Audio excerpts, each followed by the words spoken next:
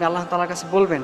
অবশ্যই প্রিয় ভাইরা আমার, শুক্রবার দিন দুপুর 12টা থেকে 2টার মধ্যে, টাইমটা অবশ্যই মনে রাখতে হবে। এটা কিন্তু খুবই গুরুত্বপূর্ণ একটা সময়। এই সময় আপনি যেই দোয়াই করবেন আল্লাহ তাআলা আপনার সেই দোয়াটা কবুল করবেন।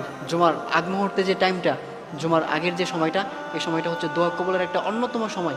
এই সময় যদি আপনি দোয়া করতে পারেন আল্লাহ তাআলা আপনার দোয়া কবুল করবেন। এজন্য অবশ্যই শুক্রবার দিন একটু উত্তম রূপে গোসল করে, ভালো একটা পোশাক পরে, একটু গায়ে একটু সুগন্ধি মেখে আপনি আগেভাগে মসজিদে চলে যাবেন।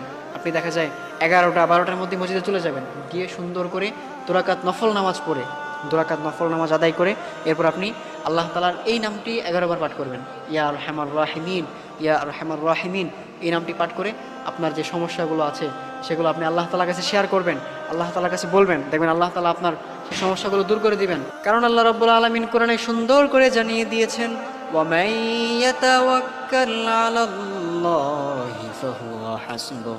আল্লাহ রাব্বুল আলামিন বলছেন, ও আমার বান্দারা, তোমরা যদি আমি রব্বুল আলামিনের কাছে সাহায্য চাও, আমি রব্বুল আলামিন তোমাদেরকে সাহায্য করব।